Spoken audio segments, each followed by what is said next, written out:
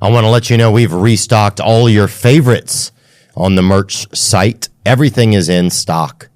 You can show up, theovonstore.com, and thank you so much for the support.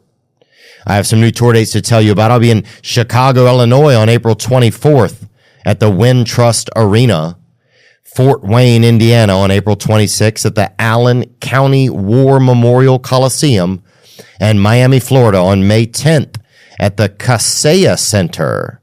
We also have tickets remaining in East Lansing, Victoria, BC in the Canada, College Station, Belton, Texas, Oxford, Mississippi, Tuscaloosa, Alabama, Nashville, Tennessee, Winnipeg in the Canada, and Calgary in the Canada. All tickets at theovon.com/TOUR. Today's guest is a comedian. He's an actor. He's a filmmaker. He's an innovator. He's a visual entrepreneur who really laid the blueprint for podcasting and prank shows in all types of genres. He's had one of the most unique and legendary careers in comedy, from the Tom Green Show on MTV to his many movies like Freddie Got Fingered, Road Trip. He just dropped 3 new projects on Prime Video, a comedy special, a documentary, and a scripted show. We'll get into all that. We're excited to welcome Canada's son, Mr. Tom Green. Shine on me, and I will find a song I will sing it just for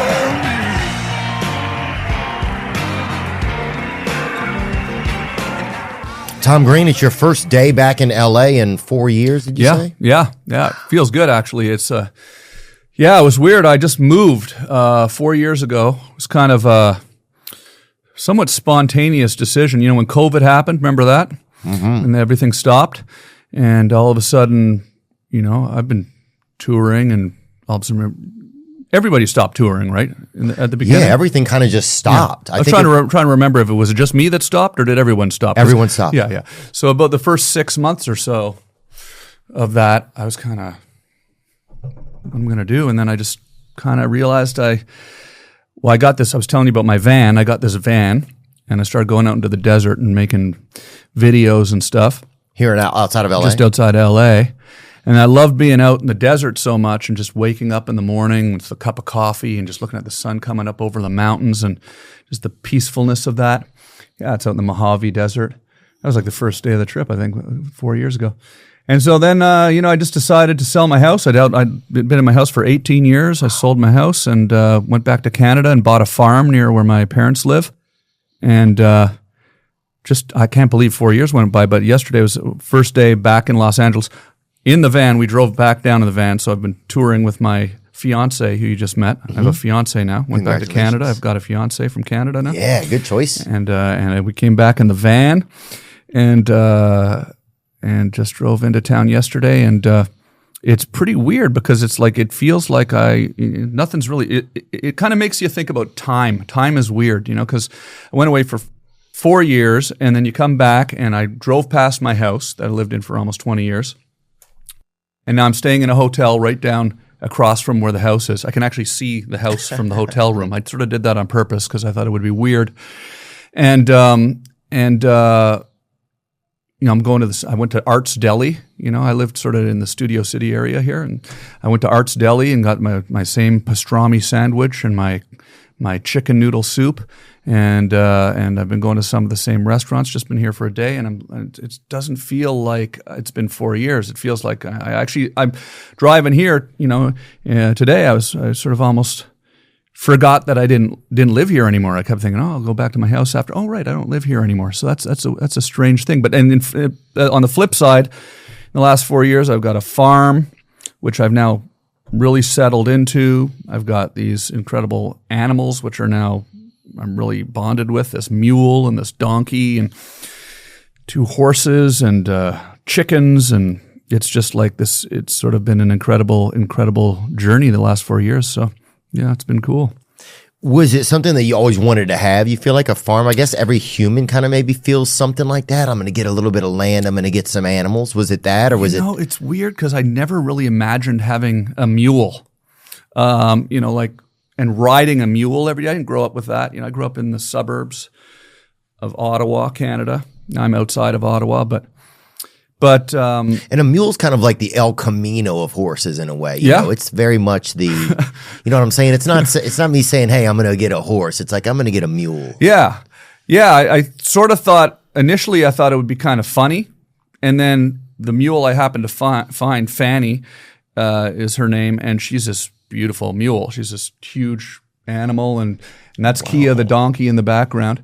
And so it's just become this sort of amazing change. But yeah, I initially I hadn't really thought of necessarily getting a farm with a mule and all this stuff, but I wanted to get a place that was kind of in nature, really was. And then the farm happened to have these old barns on it, and I thought it'd be kind of cool to get a mule in those barns. So I now am very much loving life up there. I get up in the morning and I saddle her up and ride off into the wilderness. It's pretty cool. Really? So does it and that's never something that you wanted? That was never like a thing of your whole life? Like, I want to have this thing? It just kind of... Yeah. I mean, I always loved animals. I have my dog, Charlie, and I've always enjoyed being outdoors. But, I mean, it just kind of... I know every once in a while, sometimes when an idea pops into your head and then you just go with it and then all of a sudden you've done it. Mm-hmm. This is like that, except it sort of occurred to me afterwards, as I was doing, I was realizing, I'm going to have this mule for the rest of my life. Like donkeys live to be up to 40, 50 years old. Oh my God, really? And Kia's only 3. So it's a lifelong commitment. And the donkey could live after you. Absolutely. She probably will. But I think maybe I was looking for something that would kind of ground me and, give me that home base that I needed, This is the first time I've ever lived somewhere where I know I'm going to be there for the rest of my life. Wow. I'm planting trees. Yeah. And I'm thinking, in 20 years, these trees are going to be bigger. And I'm kind of sort of plotting out things that way. And that's interesting. Yeah. I can totally relate with that and what you're saying about LA. LA just feels like this kind of, it's almost like LA doesn't have a memory in it. It feels like, I don't know, other places, I think, especially if it's a place that's a little more grounded, it feels maybe more meaningful for some reason. I don't know. Yeah, it's weird. I moved here when I was 28. I think it was 28 or 29 when I moved to LA. I'm 53 now. And I loved it. I had a great time here. I wasn't leaving LA because I didn't, like LA or anything. It was more I wanted to be close to my parents, and they're still doing good, and I wanted to be close to family and stuff. But yeah, it is a unique place for sure. People come here from all over the world to pursue their dreams, and there's sort of a energy there that's exciting. But as I got a little older, I left when I was 50. And, not married, no kids, COVID happened. I'd been in my house for 18 years. The real estate market went up. I was like, oh, maybe I should sell it now, as opposed to, 5 years ago, I wouldn't have wanted to. So there was a moment in time, maybe I'll sell this place, that I've been living in for 20 years, waiting for the right moment to feel like it was time to go. And, because I don't know, I kind of felt like I wanted to be back where I grew up. I mean, you're not from here either, so there's something very sort of I guess deep that you feel when you're home. I'm sure. Where you're from? Tennessee. I'm from Louisiana. I live in Tennessee now. Louisiana. But it gives you there's a sense of like that you've been out of your soil for a long time. You know, that you've kind of. Like when you go back to Louisiana, you must feel like, oh, now I'm at home, right? This home. Oh, there's definitely a ton of nostalgia that I love, Mm-hmm. I think it makes sense that a part of you wants to kind of go back where you came into the world at, or be there, to see people that care about me. Yeah. See people that I care about. Wonder if you've gotten enough of the adventure out of your system in some ways. You can still have the adventure, but just have it from there, you know? Yeah. And I think also the part, like you're saying about this is the first time you'd ever like planted plants. You're like, I'll see these. I've always felt like my life was very transient. Like I was just passing by. I've never been the type of guy to get like a lot of furniture or artwork or anything. I'm always just like, I don't know how long I'm going to be here. And it's always, and here I am in my 40s and it's still like, I still kind of operate like that. But at a certain point, it's like, yeah, you want something that's a little bit more settling. And if you found a fiance, I'm sure that kind of helped a little bit. Yeah, absolutely. Yeah, Amanda's here.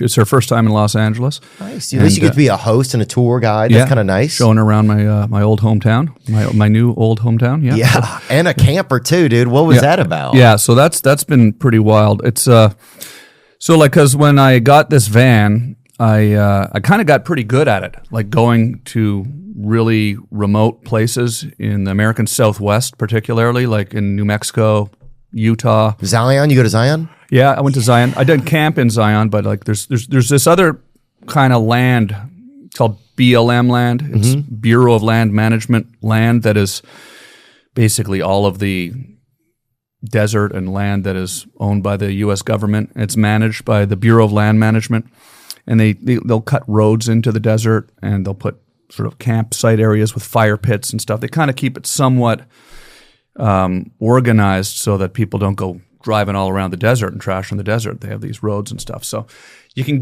I got this app. It's called DYRT, D-Y-R-T. It's basically an app that gives you all the different locations of these sort of really obscure places that are not even in national parks or anything. DUIRT? Yeah. And so it kind of like you find stuff that is just unbelievable. Like, I sort of can't stop talking about it to people that don't know about it. But like, I mean, you may know about Chaco Canyon, but I'd never heard of it before. It's in New Mexico, and in fact, if you go to my last YouTube video on my YouTube channel, that's just a video I shot a couple of days ago. And you can scroll down to like the second video. Go to the second video. This is Chaco Canyon. So this is like Native American ruins that are essentially like built in the year 875. It's like, and it's like this. It's a city. It's like a city in the desert, and it's just out there in the middle of northern New Mexico. This is Amanda, my fiance, Amanda, and yeah, I think so. And we're just going around making these videos, but you'll see, like, look at this place. So it's like, everyone always talks about Machu Picchu in Peru, and they talk about all these incredible things in ancient, places. But like the fact that you can just drive out of Albuquerque, drive north of Albuquerque.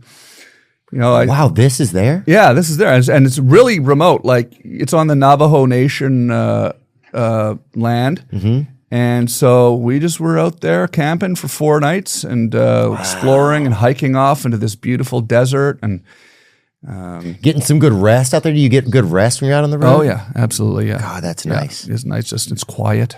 That's the tough thing to get, man. Cooking on the campfire and it's just been fun. And I enjoy photography, And you're shooting this really, really well. Yeah, I got sort of lots of different cameras and stuff, and I like to kind of do that. So there's something about shooting out in the desert that's just so beautiful because you have these long horizons and big open spaces. And there's an energy there that is just something that's hard to put your finger on. But it just I always kind of I never really kind of really maybe didn't even believe in that when I was younger, when people would talk about the energy and Sedona's got this energy. Yeah. But I feel this energy out there that's just of the people that lived there, that built that place. It's and other places like it. So it's kind of fun to go seek those places out, Yeah, you'll meet a lot of women. You're like, I never have a period when I'm in Sedona or whatever. And you're like, well, what are we talking? You know what I'm saying? Like, but there's some crazy. You met a lot of women that have said that? Or? I mean, I just think you meet a lot of women who are, a very specific thing for a lot of people to have said, but yeah. A lot of women who are keeping crystals in the wrong places, probably, But yeah, you meet a lot of people who are into that sort of thing. But I think that's probably like, I mean, the natives, it always feels to me like the natives are probably so more in touch with the earth and locked in on like the feeling of like the best places to be. That's why they loved being in like the Dakotas and in the Black Hills and stuff like that. And And so to be able to go to one of those ruins, I bet there's still a lot of like, just a lot of prehistoric or like native connection that's just looking for souls to pass through, you know? Yeah, what you just said is like really interesting because I was talking to basically an archaeologist the other day, and he said exactly what you just said. Like, there's this thing called intuitive archaeology, where they go, because there's still stuff out in the desert that people haven't even found yet. Like, it's how big it is and how vast it is. And so they go out into these canyons in northern Arizona and Utah looking for signs of, ancient settlements and stuff. And, they're sort of taught to intuitive archaeology. If you're in a place that feels like it would be a nice place to have lived, a beautiful place, there's a good chance that feeling is correct. And then you should sort of listen to that instinct and start looking for signs of ancient civilization. But it's pretty amazing because you do feel something out there. I don't know. I was talking about this friend the other day too. Like, you ever go in like an old comedy club that's been, like Zanies in Nashville or downtown Chicago is an old club, and you see all the old pictures from the comics from back in the 70s and 80s, and it's that club's been there forever, and you kind of feel the energy of you see a lot of comics that have passed away on the wall, and you say, oh my God, Sam Kinison performed here, and I can sort of feel that energy of the performance in the room, So, that's from 40 years ago or whatever, but now you take it back to the year 875, you're out in the desert, and this place, Chaco Canyon, was a whole society, like where they did trading, and people came from all over North America there, and so it's a very peaceful thing. I do enjoy it quite a bit. And is that something that you and your fiance have kind of something you've really? Is that something you guys have found you like doing together? I mean, because to go camping, a lot of people would end up getting separated. Usually, I feel like this is her first time. Actually, really coming throughout a lot of the United States too. So she's from Canada, and hasn't been out to the desert before. So, but we're having fun. We're having fun out there. But we just have. This is our first trip doing this, so it's been cool. Was it scary to get engaged? Because you've been married before. Mm-hmm. Briefly, yeah. I was briefly married, yeah. And then it was a long time ago, too, yeah. And you hadn't been married since, though? No. Okay. It's first time engaged since. No, it was not scary because that was Drew Barrymore, right? It's 27 in this early 2000s or something? Yeah, absolutely, yeah. But no, it wasn't scary because Amanda's amazing, so I knew it was the right thing, the right. This was the thing to do. This had to be done. So that feels like the hard decision. Yeah, I think that's the thing. Like, I would like to get married, and I'm just thinking like, man, that day when you're like, all right, I guess I'm going to get married today. That sounds crazy when I say that out loud, You're a young guy too, that. There was a lot of things that happened that, I don't know if you want to talk about, I'm talking a lot about energy, but coincidences and synchronicity and things like this. I moved back to Canada, and I have a pond on my property, and in the winter it freezes over. And I shoveled the snow off the pond, and I was playing hockey on the pond, like skating, playing hockey on the pond. Shot a video of that and put it up on the social medias. There we go. Wow, that's beautiful. Yeah, here we are out at the pond. Wow, you got a fast guy on the draw out there on the. I literally just said that, and he instantly found. Yeah, we're drilling a hole in the pond here, and that's so then we can pump the water out of that back on top of the pond and give it a nice smooth, icy. That's my friend Ryan. Oh wait, so what are you using here to do this? It's just a little sort of some sort of a ice auger or some sort. Okay, so you take the whole and then you. Then we got a pump. We can stick a fire hose down in there, and we pump water out of it. We pump it up on top of the ice, and just basically flood the ice, and then it freezes because at night, and then we get some nice smooth ice out there. How long does that process take? Just a day. This just took a day. The next morning it was completely frozen. But then you get 2 feet of snow, and then you got to do it all over again. But which kind of puts a damper on it. Wow, this is so cool. So that right there that you're on is a lake. It's a pond. It's a pond. Yeah. Okay, yeah. so that's a pond. There's the dock. So Yeah. usually it's water. Yeah. It's Right usually, now yeah. you cut the holes. You're pumping the water out of the Yeah. pond Yeah. onto the top of the ice, On the which top. is on the top of the pond. Yeah. And then it's cold, it's below zero. So then the next morning it was pretty much ready to. Now, normally you would shovel it off first, but we just we're kind of a little lazy about that, I guess. And Yeah. we just flooded it instead, which it ended up working out fine. But probably would have been better if we'd shoveled it off first. But that seems like that would have been a lot of work. Yeah, you don't need to do that. Yeah. But there you go. See, and then. So we were doing this, and then I was shooting these videos playing hockey. There we go. This is the next day? yeah, it's like No probably way. the next day. Yeah. So this is a common practice in Canada? Well, if you have a pond, I mean, Right. those are the barns in the background. That's my house up there behind there, and Wow. we used to do it in my backyard when I was a kid. Like we used to flood the backyard, and Yeah, Gretzky talked about that. Right. When he was Oh, on yeah, it, he you talked had about Gretzky flooding on. his backyard. that's cool. Yeah, Pretty that's cool. amazing. The great one. Yeah. Yeah. So we I saw him at the inauguration. He lost a tooth. okay. It fell At the out. inauguration, he lost a tooth. Yeah, I chipped my tooth, and I walked up to him. I was like, "Man, I chipped my tooth," and he's like, "Oh yeah," and he showed me this, and he freaking lost one. Him and his wife were looking for it on the ground. Oh, okay. But it had been knocked out previously in a hockey game of some sort. something. I think. Yeah, He didn't probably- get punched out at the inauguration. No, I think he could have been shocked by some things he saw, and maybe that took it out. But yeah, he was just missing a grill piece at the inauguration. It was just pretty bizarre. Man, that's cool. Dude, Yeah. that's amazing. So these are the types of things you're spending time doing up there. You really document it really beautifully. And a lot of that doesn't even have a lot of audio with it. It's really just seeing. I've noticed this in some of your videos. It's just kind of seeing what's going on. Yeah. I kind of like to just kind of do these sort of ambient sort of things to kind of bring you into a certain place. I like it's sort of like I like photography. This is just doing it with video and Yeah. being there. But after I posted that video, Amanda, my fiance, she saw it and she sent me a message on Instagram. This is how we met. And it was a video of a Zamboni, a do-it-yourself Zamboni, which is what a Zamboni is what you use to clean off the ice in a hockey rink, right? Yeah. And so it was this homemade one. And I just started talking to her because I thought it was a funny thing to send. And turns out we went to the same elementary school. And it was just sort of, it was just went from there. So Cool. Congratulations. yeah, thanks, man. So And did you meet your parents yet or no? Oh yeah, absolutely. did? Yeah, absolutely. Yeah, yeah. Were your parents happy to have you back home? What was that like? Yeah. No, they are for sure. Yeah, no hesitation. They were excited for me to come home. Believe it or not, because sometimes people wonder, because I used to do a lot of pranks on them. Do they still talk to you?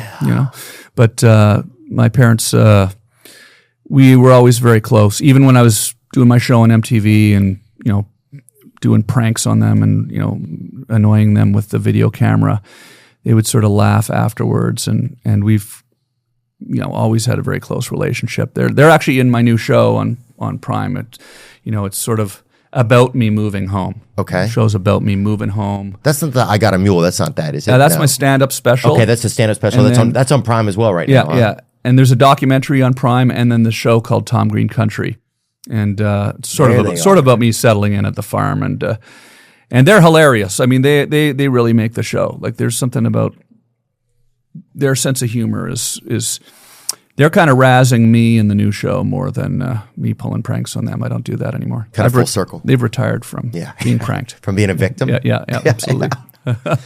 If you love Bitcoin or you're looking to get into crypto, then I've got the right thing for you. Introducing MoonPay, the easiest way to buy or sell crypto using the payment methods you already feel comfortable with. Credit card, debit, PayPal, and even Venmo. Crypto's been on a tear recently. And if you're thinking about diving into that digital treasure chest, MoonPay has got your back. You guys know that I've been out on crypto over the years, in and out, and one of the things that's brought me back in has been MoonPay. I like the ease of it. Using MoonPay's app is simpler than a one-string guitar, and it's available on iPhone and Android, so you can always have MoonPay in your pocket. Track your favorite crypto with MoonPay's custom watch list, whether it's Bitcoin, Ethereum, Solana, XRP, or something more exotic. You might be wondering, is MoonPay safe? Well, Their security is like Fort Knox, and their support team, they're like your personal crypto bodyguards, available all day, every day. So if you're looking to get into crypto, there's no better place than MoonPay. Head over to moonpay.com/Theo, or you can access them in any of your favorite crypto wallets. MoonPay, that's where I'll be. I'm ready to optimize my nutrition this year. That is the truth. And Factor is going to help. Factor has chef-made gourmet meals that make eating, well, easy. They're dietitian approved and ready to heat and eat in 2 minutes, so you can fuel right and feel great, no matter what life throws at you. Factor arrives fresh and fully prepared, perfect for any active, busy lifestyle. With 40 options across 8 dietary preferences on the menu each week, it's easy to pick meals tailored to your goals. Choose from preferences like Calorie Smart, Protein Plus, or Keto. And one of my favorite recent meals is Smoky Gouda Chicken. Eat smart with Factor. Get started at factormeals.com/factorpodcast and use code FACTORPODCAST to get 50% off your first box plus free shipping. That's code FACTORPODCAST at factormeals.com/FACTOR-podcast to get 50% off plus free shipping on your first box. When you look back on it, do you ever able to figure out a reason why you liked to record things, or like what you got out of, like, you know, because as we get older, you kind of start to get a little bit of a overview kind of ourselves, even, you know, in the world, maybe a little bit of an idea of what we have been doing in the world. You ever able to figure any of that out, kind of like the reasoning behind some of it, like why you liked capturing things, or why you liked like pulling the wool over people's, or, you know? Yeah, I think there was kind of a few layers to that for sure. I mean, that's a cool question. It's a great question because, like, one thing was we never really had, you know, a video camera, or when I grew up in the 80s, so we didn't have a video camera, or even in a film camera. We didn't even take a lot of photos, and we didn't.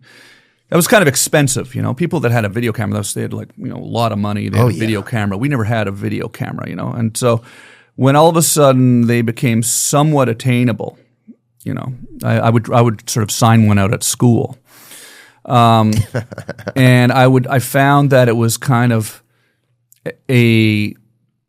first of all, I loved comedy, so I loved David Letterman. I loved watching him go out in the street and do stuff, and I loved Monty Python and just SCTV, and I just loved comedy. I was doing stand-up comedy in Ottawa when I was 16 years old, and like would go down to watch Norm Macdonald when he was in his 20s, and I was just like, it was sort of this amazing thing, and I somehow had this sort of feeling that if I could just get a video camera and go film stuff, that maybe I could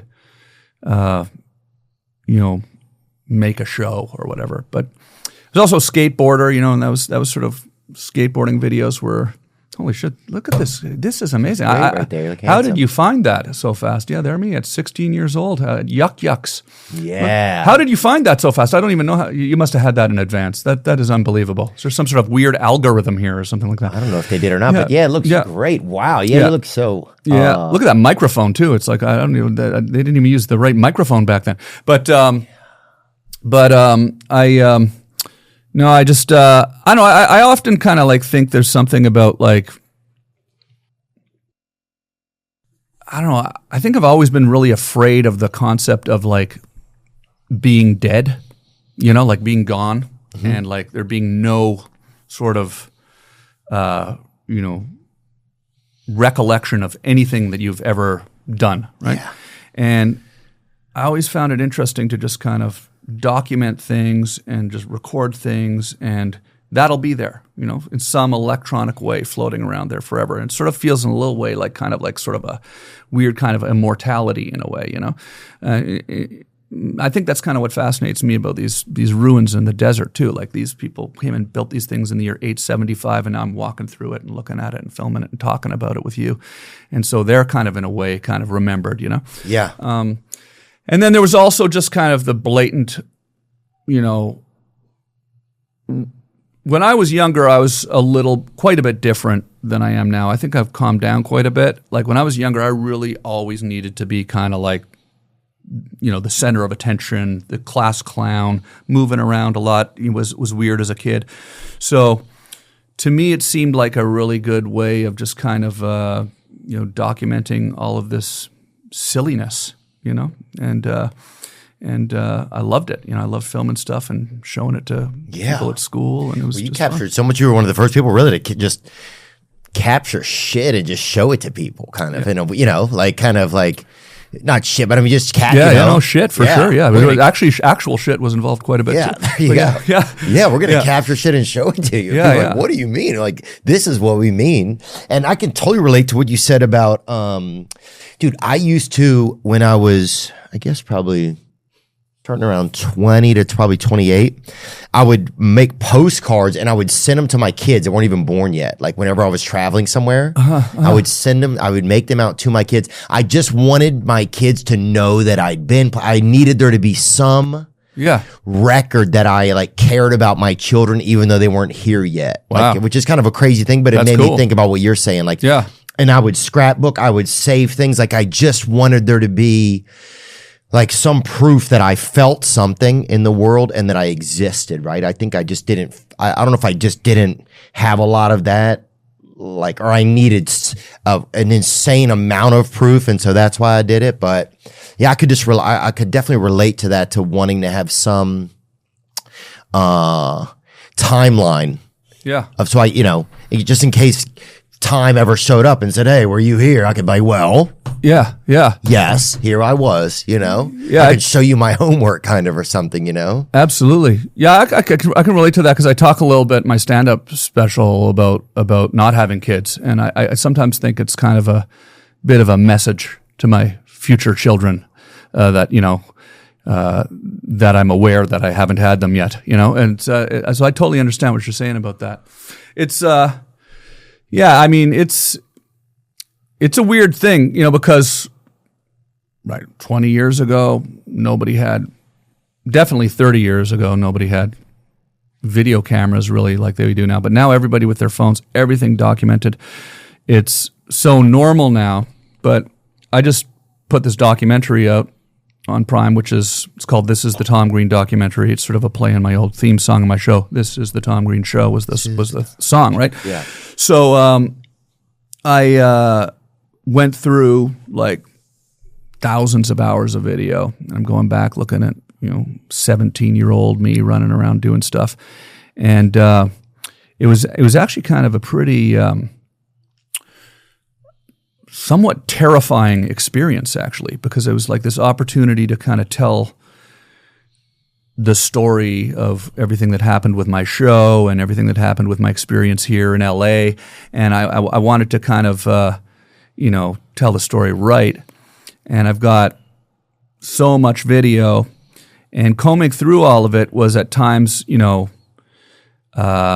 somewhat kind of like I would be looking at myself like I'm looking at a completely different person, and I can't even believe, I'm finding things I don't even remember happening, and I'm looking at things that are just so completely bonkers and silly and ridiculous. And I'm like, whoa! Sometimes I couldn't look at the TV. I'm like, oh my, what was I doing? That's how you made us feel. Yeah, exactly. I was doing it to myself 20 years, 30 years later. And no, I wouldn't recommend it to anybody to go make a documentary about yourself. Definitely hire somebody to do that and never watch it.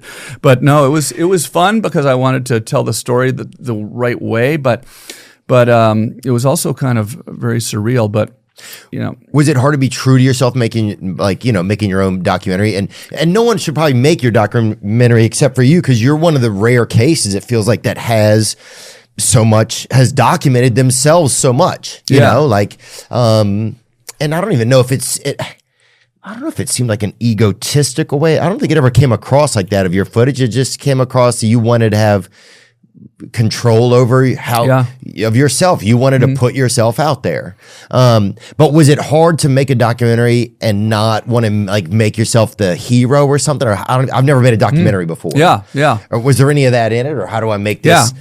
It's like the first scene of the documentary, I'm sitting with my mother and she actually says, are you really supposed to direct a documentary about yourself? I mean, can't you kind of whitewash that a little bit? Are you going to do that? Yeah, I'm going to do that. So, but honestly, I wanted to be, I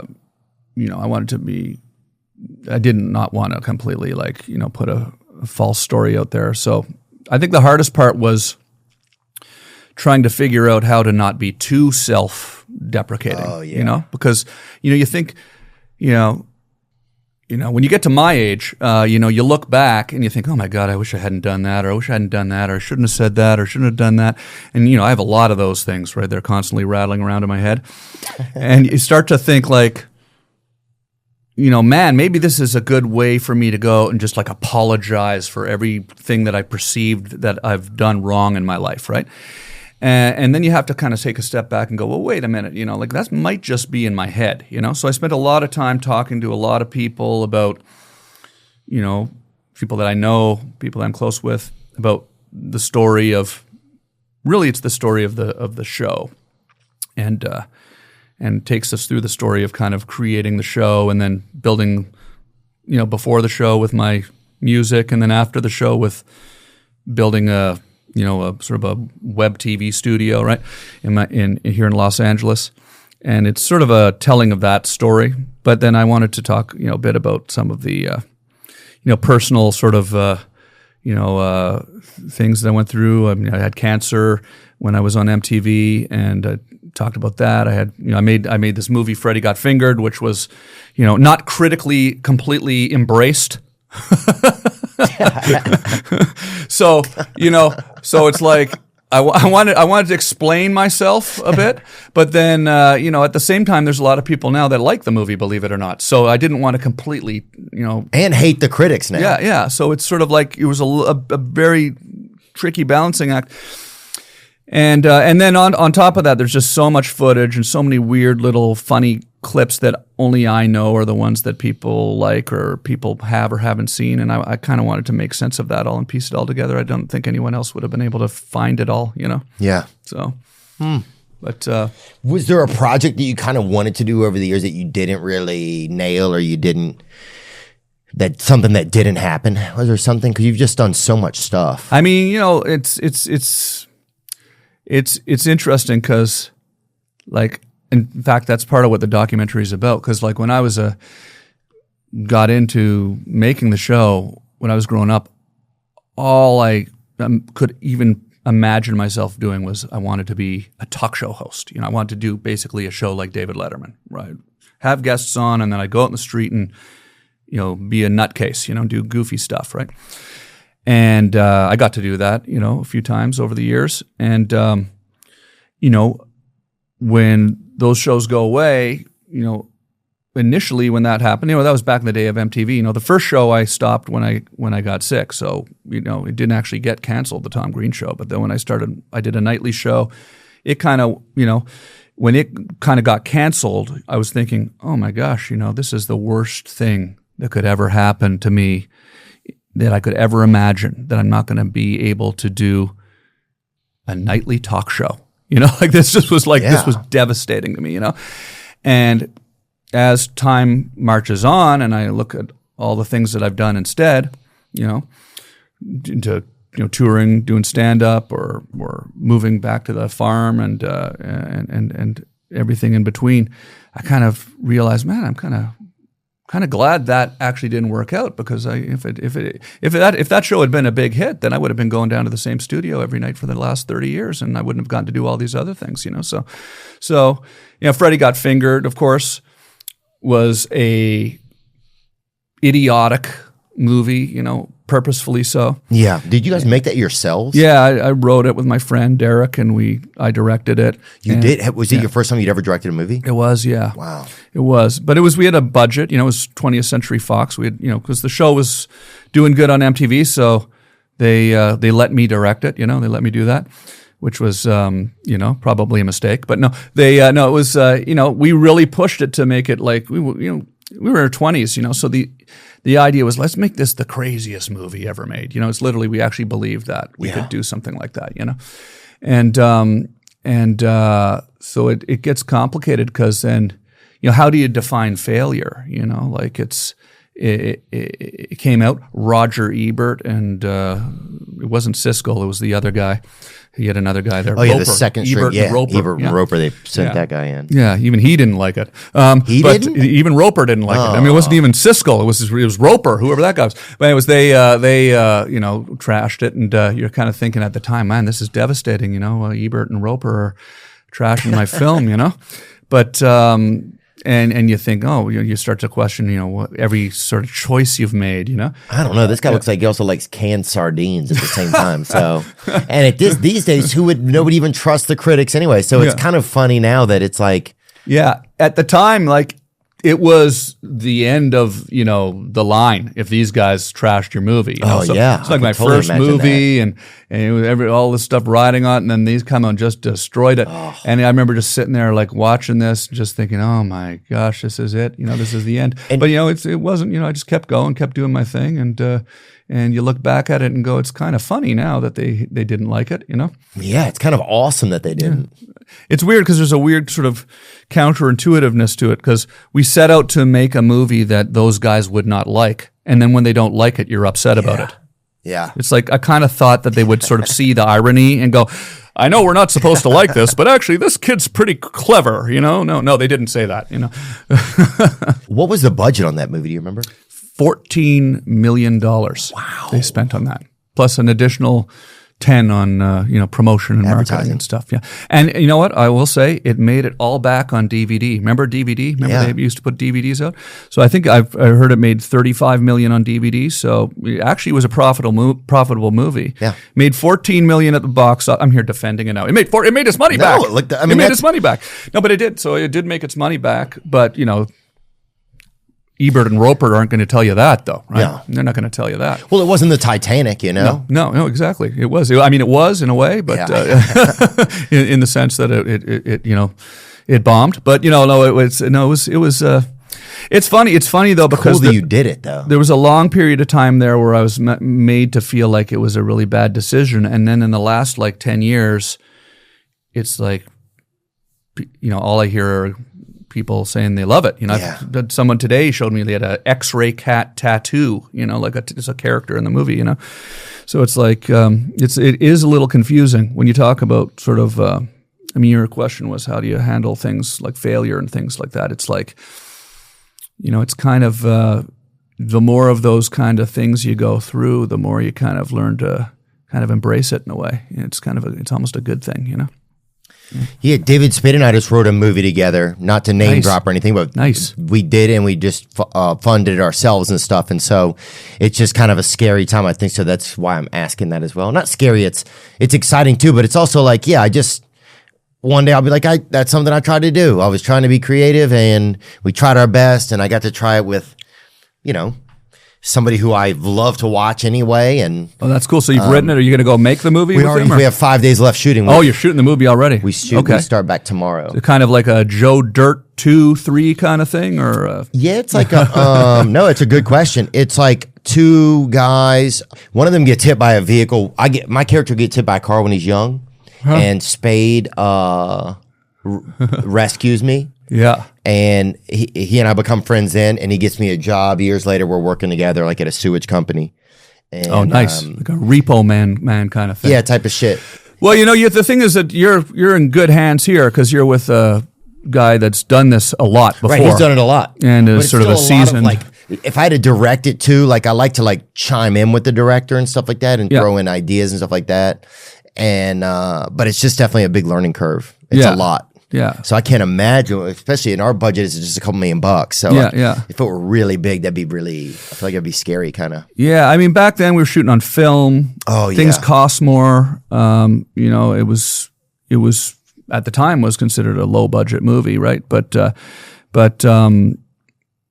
think that, I don't know, it just seems like the way things get released these days and the ways people embrace weirdness these days. I'm assuming it's kind of a weird movie. In a way. It's odd. It's just funny. It's just like old funny school movie. funny. Yeah. So like a funny movie, right? Like, you have this incredible thing going with your show here. So you have your audience built in. So you don't really have to worry about the same things that maybe back in the day when you put out something crazy and sort of in a sea of somewhat normal movies coming out every weekend, all getting funneled through this sort of mainstream, cinema, right, release this conglomerate, system. yeah. It's very strange, Like we had to take the movie and focus group it.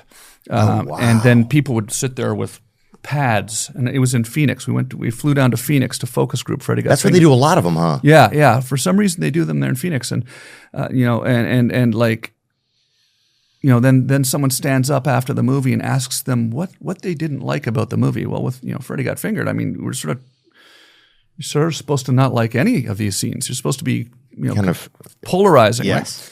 So it didn't really kind of work with the focus group system, and then you had to make changes to it and all that kind of stuff. But you guys probably have a lot more creative control over things now. I think we'll just make a trailer and put it out. Yeah.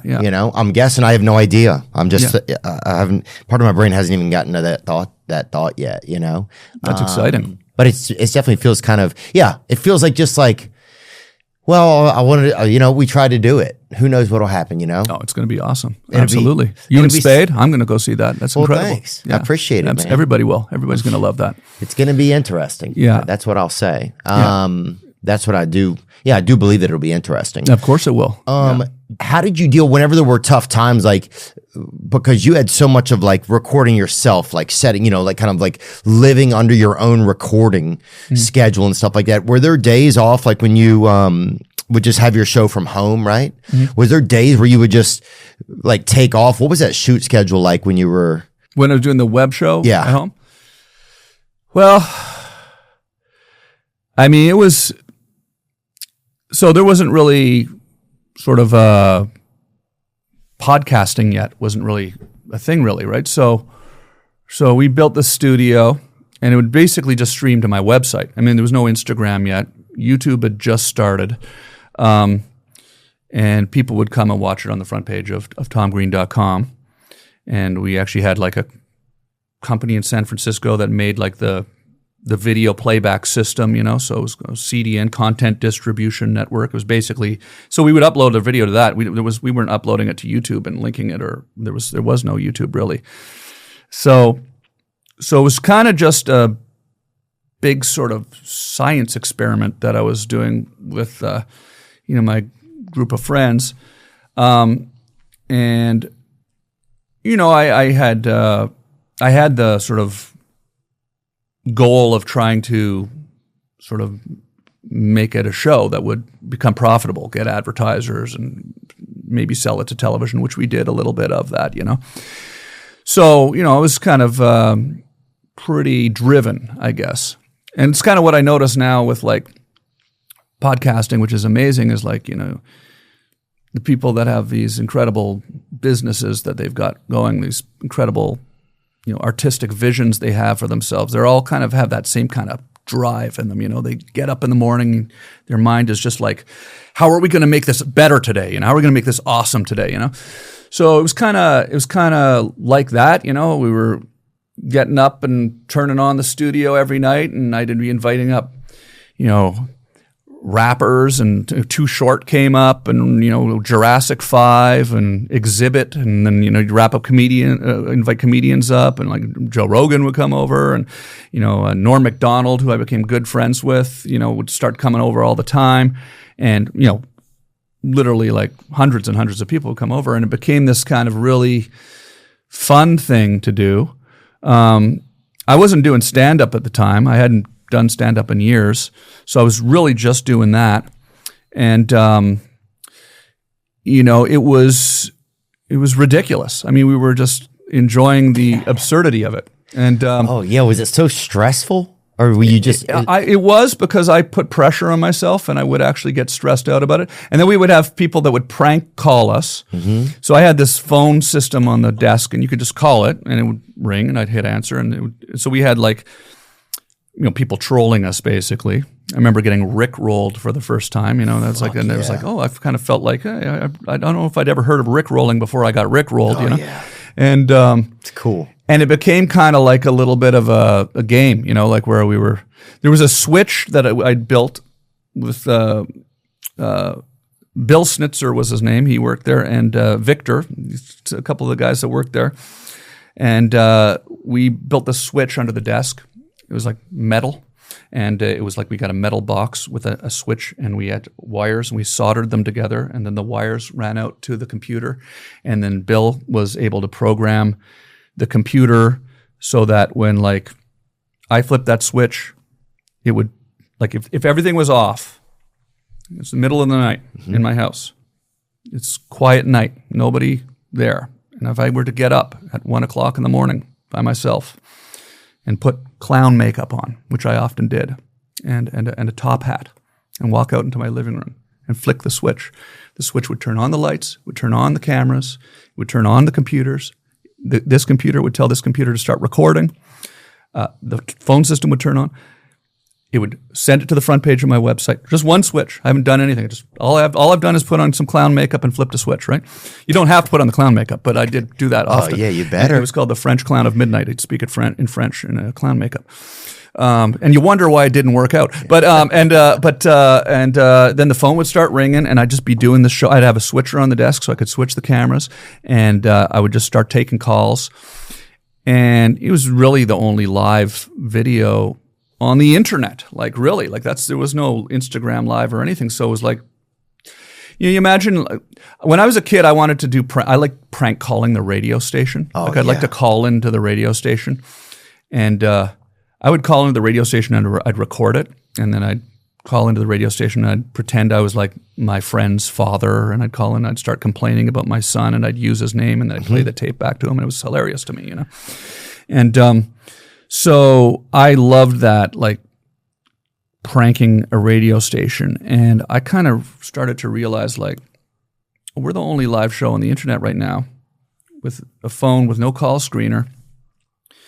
All these people like me around the world could now call in and prank me, And so we kind of got into this little sort of war, basically, which was fun because I would get angry about it, but then also I kind of didn't have to turn the phone on, right.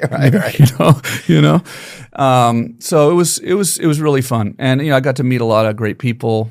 I mean, that's where I really got to hang out with, Joe Rogan for the first time, really, and Norm, who I became really close with, and so many other people, and it was amazing. So. Did Norm, did you talk to him much in the later years? Yeah, well, at the very end, I did not know that he was sick. I didn't know he was sick, so that was. Seemed like he kept that from everybody. Yeah, and he's from my hometown. He's from Ottawa, Canada, and he started at the same comedy club that I started at Yuck Yucks in Ottawa. Howard Wagman, who's still owns the comedy club in Ottawa, Yuck Yucks, which is like all across Canada. It's kind of like the Improv of Canada. Yeah, I've heard of it. I've been to one of them, I think. Yeah. So he's awesome, and he put Norm on the stage for the first time, and tells his story about how Norm got off stage the very first time he did stand up. He was in his 20s, and he didn't think he did well, and he was walking down the street. I'm never going to do that again. And Howard chased him down Spark Street in Ottawa and stopped and said, "You got to come back tomorrow." And he made him come back because he saw his genius, right? Yeah, nobody was like him. They just they were just talking about him. I just watched the SNL monologue that he did one time. Yeah. That was pretty great, where he's Right. like, they fired me from the show, but now they want me back, Yeah. And how it just didn't even make any sense, and he just kind of shit on the show. Yeah.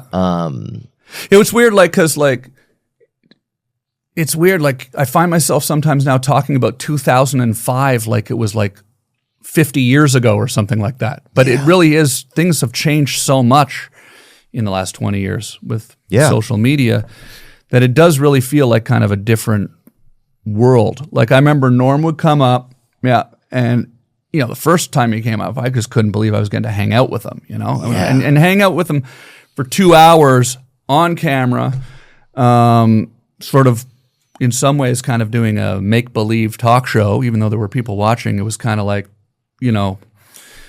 experimental talk show, and he was getting into that. And then the show would end, and we'd go, on YouTube and go look at videos. And it was like, I remember it was like YouTube was so new that it was just the strangest thing. I'd be sitting with Norm Macdonald after doing this for 2 hours, and we were sitting there watching, crazy clips that he would find, like baby versus cobra, like with the cobra's mouth sewed together. Those like, are good, yeah. Grape Lady Falls. I remember watching these videos with Norm and just dying of laughter, in the middle of the night, and just thinking this is cool. Now it's just so normal to look at viral videos and stuff. But back then we thought we were just.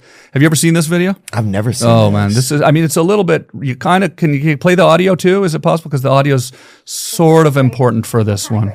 These are filled with Chamberson grapes, and the winner this Saturday, who's studying music, eating international foods, having wine tours and tastings, vineyard tours, seminars, arts and crafts. It's a lot of fun, a whole day. Stop. Oh, I can't. Ow, stop. I can't breathe. Stop. Oh, no. So, yeah. Ouch. They're struggling not to like. I hope. And that lady has the smallest head as well. If people's heads are real small, they should not talk a lot. I love that. That's your takeaway for this. Is her head size as well. It is true though. By the way, I'd never noticed that. But that lady has a very small head. Yeah. When people with small heads talk a lot, it feels like they're cheating the system a little bit. I just feel like a regular head, you get a regular amount of words. Right. Small head, less words. Right. Don't do too much. Right. Or at least just talk in sort of the amount of words that your head should justify. Your head size should justify. Yes. Don't be a crazy little head just doing a bunch. Yeah. I dated a girl one time for a while with a small head, beautiful girl, great girl. But knew when to talk, when not to talk. You wouldn't see her just yammering on like some big head.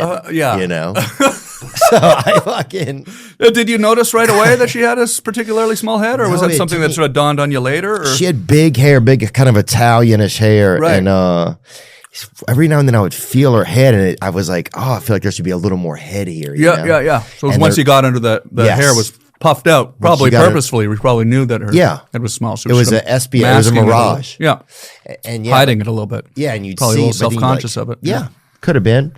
But yeah, cool girl, small head, but knew how to use it, right? Yeah. Not somebody that was ambivalent to their head size and is just running around just squawking at the moon every chance they get. This is pretty wild that Morgan & Morgan has just filed a first of its kind lawsuit against food industry behemoths. That's the truth. The lawsuit alleges that these companies engineer their ultra-processed food products to be addictive and market those products towards children, allegedly causing chronic disease in children. The complaint details the strategic and calculated actions that these companies allegedly took to target children with addictive ultra-processed foods, including internal memos, strategic meetings, and the extensive research they allegedly conducted to leverage our biology and neurology to create addictive substances. We've all been hearing for years and maybe speculating that a lot of ultra-processed foods could be addictive. And I just think it's fascinating to finally see this possibility coming to light. Morgan & Morgan is committed to fighting for the people and for the families. If your child has been diagnosed with one of these diseases, you may have legal options. They've helped thousands of families seek justice against big corporations, and they're ready to fight for you too. Learn more at forthepeople.com/Theo. That's FOR, thepeople.com/THEO. Did you, what did I do? Oh yeah, I just went to the SNL 50th, dude. I just went to that SNL 50th. Oh yeah, that's amazing. Yeah, I know. That must have, was that incredible? It was cool. You got to host it. I did. I know. That's amazing. I was on tour. I wasn't able to go. I would have loved to have gone to that. That must have been wild. I went to the 40th, and I remember that is just the most surreal thing. I mean, if it's anything, I imagine it was like just everybody's there, right? Like Yeah, I'll get to go to the music night, and then I'm buddies with Louis C.K. He took me to Chris Rock's birthday party. Oh, nice. On Saturday night, which was crazy because Chris Rock is always like my favorite comedian growing up, and so just to even be able to be there, I definitely felt like out of place or whatever, but it was also cool, just to like, kind of fly on the wall there. So did you really actually feel out of place there? Yeah, 100%. And why do you think that is? Just like it feels like kind of fancy, I mean, I could tell right when I saw Chris Rock how I felt. Like some people, you don't get nervous around them, or you've seen him a couple times, and so there becomes a little bit of ambiance, But I just didn't know him, and so I think that created some of the nervous energy. Some other people I did know, so it wasn't that bad. But I got introduced to people that I didn't know, and so you're always like, I don't know. I don't usually say a lot. Then I'll kind of just be a listener. Yeah, See, I get like that too, and I wish I didn't. This sort of social anxiety when you're in an environment like that, where there's just all these, people that you admire and respect and are around you, and everybody. I kind of don't even feel like myself. It's a sort of a very stressful thing for me. Yeah. So in some ways, I was kind of. That's a good word. It's stressful. Yeah, and I don't know why that is. Why is that? Well, I think it's because you're a little bit probably, I don't know how I fit in this circle. There's a lot of circles in the world where But you're on top of the world right now. You just interviewed the president of the United States. I mean, you've got this incredible show. I mean, I'm sure everybody was super excited to see you there. So you probably don't really have any reason to feel nervous, but you still do, right? Yeah, I guess. Yeah, I just didn't know. I hadn't been in that circle before. It's kind of like, I guess, when you're in just feel like you're in a new water. You're figuring out the temperature. You don't know, you don't want to make a lot of noise at somebody's birthday party. They are seeing friends that they know. It's not a huge group of people. So you just want to kind of, you don't want to overstay your welcome, kind of type of energy, Yeah. I don't need to tell a big story. They know each other. I'm just happy to be here. Yeah. Happy to be able to see somebody celebrate their birthday, to witness people that I admire from a little bit of a way, from a little closer than I'm usually allowed to get to them, Yeah. online or on TV, I guess. But the SNL thing was, we went to the music. They had a music show. Radio City. Yeah. And that's the part that I got to go to. And that was pretty cool. Just seeing different bands. Jelly Roll performed, and so I know him. Nice. And so there was, and I got to bring a friend, and so I knew my buddy was, we were just kind of milling around, running into some people that we knew and meeting some new people, but it was pretty chill. So when you went to the inauguration too, right? Yeah, I went to the inauguration, yeah. So like when you go to the inauguration and you've already, now the president of the United States because you'd had this interview with him. Yeah. Like, do you get to kind of hang out with them at the inauguration or? No. I didn't see any of them. I was in like the second tier of humans there or something, like there was a first tier, and then I was in like a second tier of humans that were there. But that's got to be kind of still interesting nonetheless to be there. Oh, it was interesting, very interesting, because you don't even know if like the process is real. You see it on TV, but it's like, who knows if that shit's real? Who knows what's real anymore? So to witness that was pretty cool. Just to be in Washington, D.C. is always pretty neat, just with all the architecture. But I don't know Trump like that. Like, I'll message with his daughter sometimes, Ivanka. Okay. So I'm able to communicate with her. And then what do you guys talk about? She'll just send me a book that she thinks I would like. Or really? We went to dinner one time. She's so smart. Yeah, okay. It's mind-blowing. Yeah. And so... Go to dinner with her a lot, or? No, I only went one time. That's pretty cool. Was her husband Jared there, or was it just you two? Or? He wasn't. It was other friends of hers. Okay. Yeah. I'm not trying to break any news here, but it sounds interesting. Not at all. I wish there were news to break, dude. She's stunning. She's awesome. And then there's like a middleman, like who worked with I guess he worked with the Republican Party, and he got to invite some people. Yeah. So it was just a motley group of strange people that went to the inauguration. So how did that work? So can I ask you questions? Or? Yeah, sure. Okay. Yeah. So when he came on your show, right? It was right before the election, and he was doing a lot of podcasts and stuff. Did they approach you, or did they call you? His son is a fan of your show, right? Is that what it is? Yeah, that's what he said. He said Barron was a fan of the show, and I tried to get to see Barron, but I didn't get to meet him. So you just got a call one day, and Trump wanted to come on the show, and well, I'd met Trump a couple times at UFC. Oh, okay, yeah. UFC, I think, had everything to do with winning the election probably for the Republicans. Yeah, yeah. Because Dana White is just such a facilitator. He just gets things done. He kept his sport going while all the other sports were shut down. A lot of them were shut down or having to practice really intense methods during COVID. You know, he was able to keep his sport going. Like, and so he brought Trump to a lot of his events because they've been friends for a long time. Yeah. And so I'd met him there a couple times. Yeah. And then I knew his brother died of alcoholism. So I was like, well, let me call him and let me ask Dana if Trump would ever talk about his brother. I didn't know about it, you know? Mm-hmm. And just to see what he's like. Like, is he just all a business guy? Does he think about other things? Because when you don't hear a lot about his feelings, Trump's feelings. And if you do, he doesn't communicate it in a way where it's very emotional to people. I don't feel like, right? Mm-hmm. So I was just curious about that. So yeah, I called up Dana and he said, we'll make it happen, you know? Yeah. And then 2 days later he called back and he said, all good. Somebody from his group's going to reach out to you. So, And you went to him, right? and we went to him up in New Jersey. Yeah. Yeah. And we would have loved to have had Harris and Walz on. We're still trying to get Walz on. Mm-hmm. We tried to get Harris on even after the election, but they just didn't want to come. Yeah. And so it was kind of a bummer, you know, because I think, Seems like that was a pretty big mistake. They didn't go on a lot of the shows that. yeah, I think it would just let them be more normal. Mm-hmm. I think people are, if something's too much behind the glass these days, people don't trust the glass. I don't even think it's that they don't trust the person behind the glass. I think they just don't trust the fucking glass, if that makes any sense. But yeah, no, it does. yeah, so I guess that was all kind of interesting. I'm kind of out of sorts with the way that they're handling like the Gaza Palestine stuff. Like that shit really, I think, is insane to me, you know, but that's just, you know, I don't know. That's just my thoughts. It's kind of a endless sort of,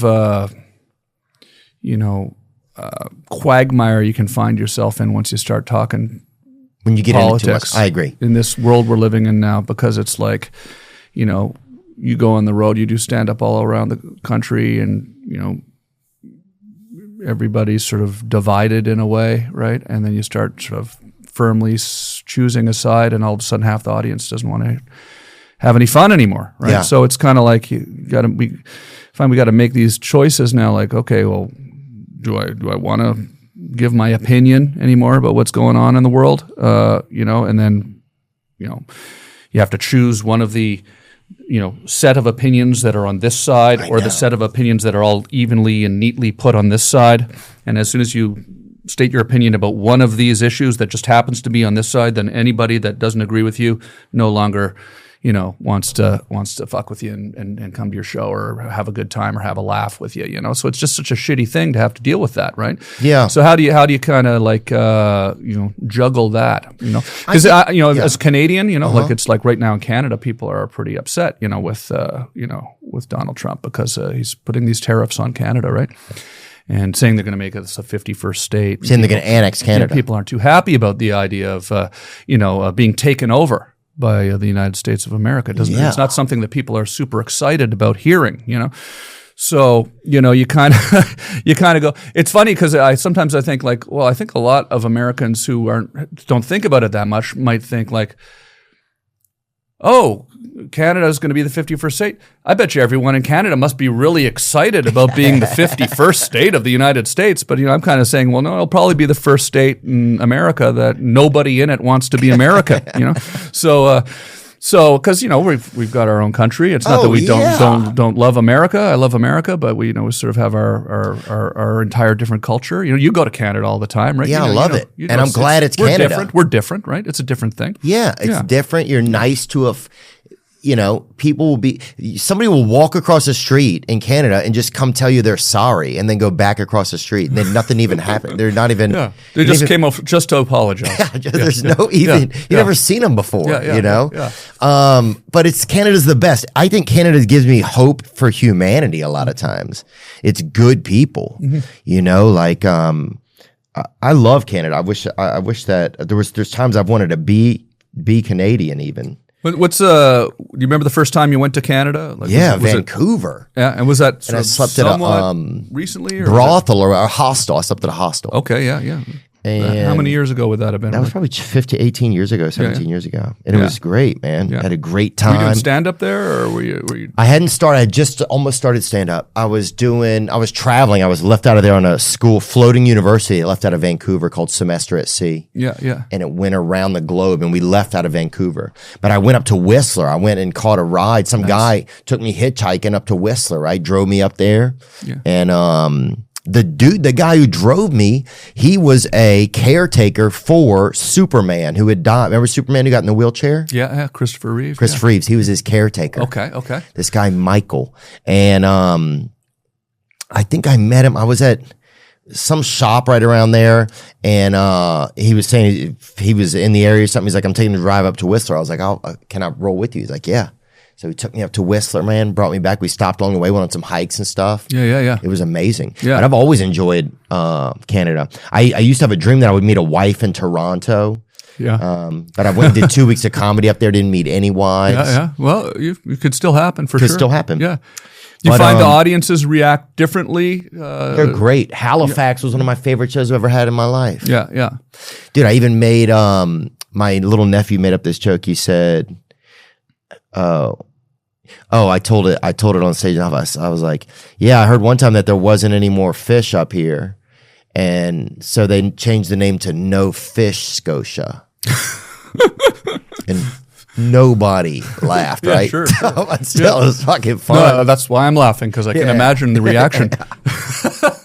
Sometimes there's something great when they don't laugh. No, also. sure. There's some little thing in there. It's like, oh, that's pretty good. Yeah, absolutely. You know? Yeah. But yeah, always had a great love for Canada. I think it's bizarre that Trump would say something like that. And it's also like, but what do you expect out of him, you know? And what do you expect about the media to spotlight things and make it whatever it is, even if it's a seed of something, to grow it into a million plants, you know? Yeah.